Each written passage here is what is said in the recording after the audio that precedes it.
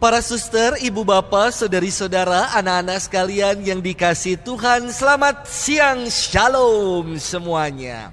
Saudari-saudara, suatu kali ada seorang aktivis yang sehari-hari memang selalu melayani di gereja. Ia pagi ketemu, kadang siang juga ketemu, sore misa juga ketemu. Dulu sebelum pandemi ya. Suatu hari pagi saya udah ketemu, ngeliat, wah pakai bajunya aku inget, ya kan. Siang ketemu lagi, sama. Sore ketemu lagi, wah lu lagi 4L gitu kan. Lalu sesudah misa, saya ketika dia berjalanan berdampingan dengan istrinya, saya bilang, Pak belum pulang ke rumah ya, di gereja mulu. Udah Romo, kok bajunya sama sih? Mulai ini istrinya dia bilang ke saya, aduh Romo, ini suami saya ini Romo ya, aku udah beliin baju-baju baru Romo, tapi dia tuh senengnya pakai baju yang lama terus, seneng banget pakai baju yang lama.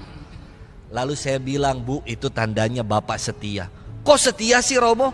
Iya dia setia. Kalau bapak nggak setia pasti dia juga udah cari ibu baru, saya bilang. Ibu bapak, saudari-saudaraku yang dikasihi Tuhan, kadang-kadang orang risih, nggak suka dengan sesuatu yang baru. Padahal belum tentu yang baru itu tidak baik.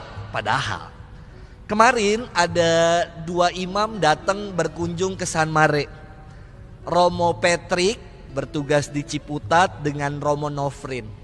Lalu saya ajak ngobrol, Romo kalau disebut sebagai Romo baru karena baru saja ditabiskan pada tanggal 14 Agustus yang lalu, belum genap 1 bulan.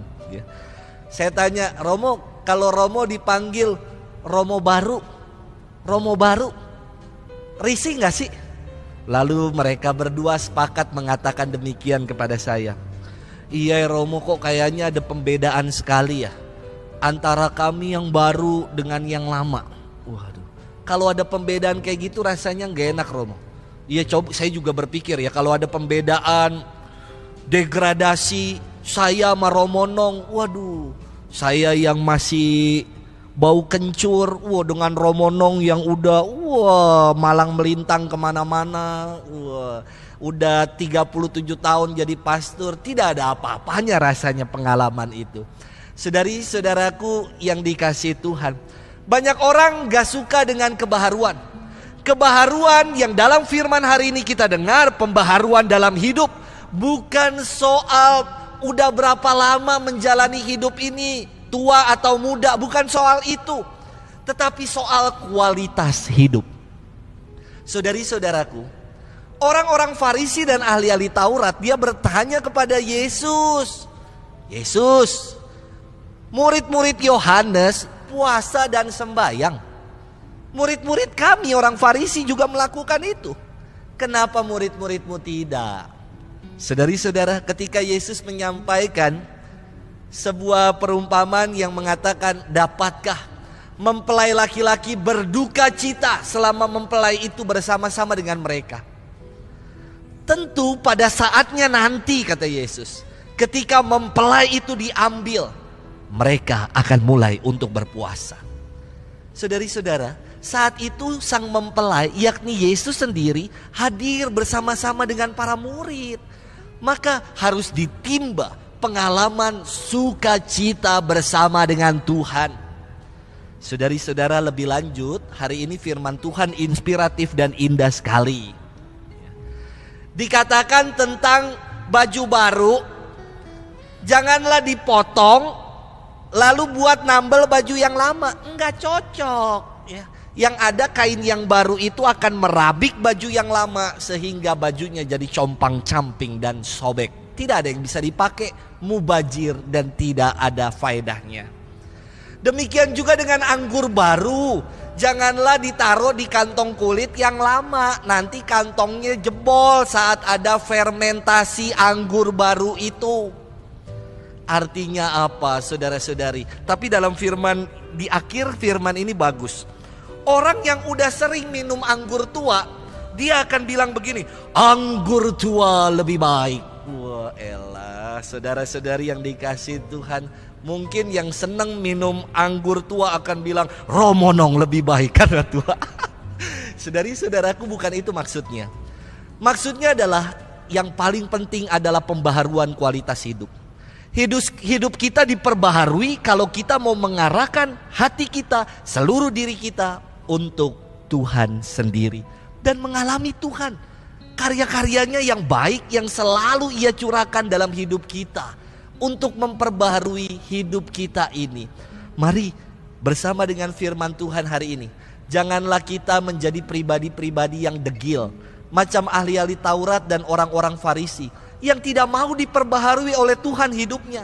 Mereka merasa dengan menjalankan kewajiban agamanya, puasa, sembahyang, mungkin kita pribadi-pribadi yang degil melakukan kewajiban agama kita, berpuasa, ke gereja, misa online, udah merasa yang paling suci sendiri.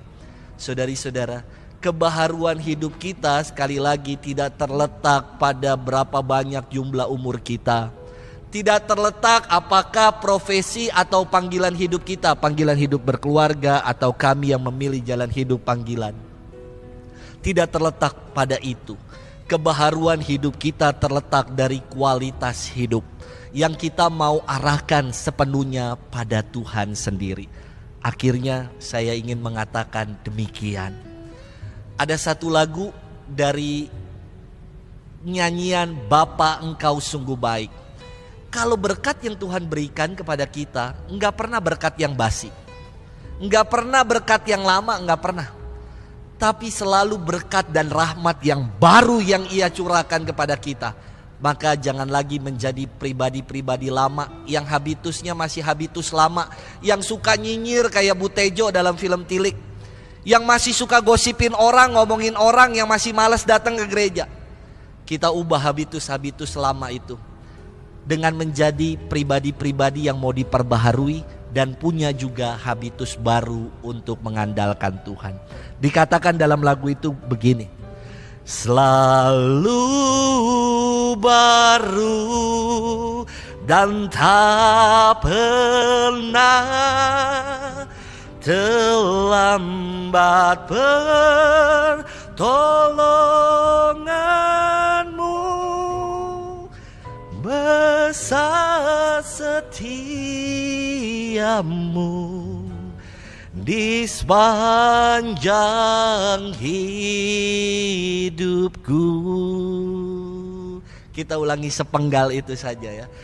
Selalu baru dan tak pernah terlambat pertolonganmu, besar setiamu di sepanjang hidupku. Semoga kita mau menjadi pribadi-pribadi yang baru, yang diperbaharui oleh Tuhan.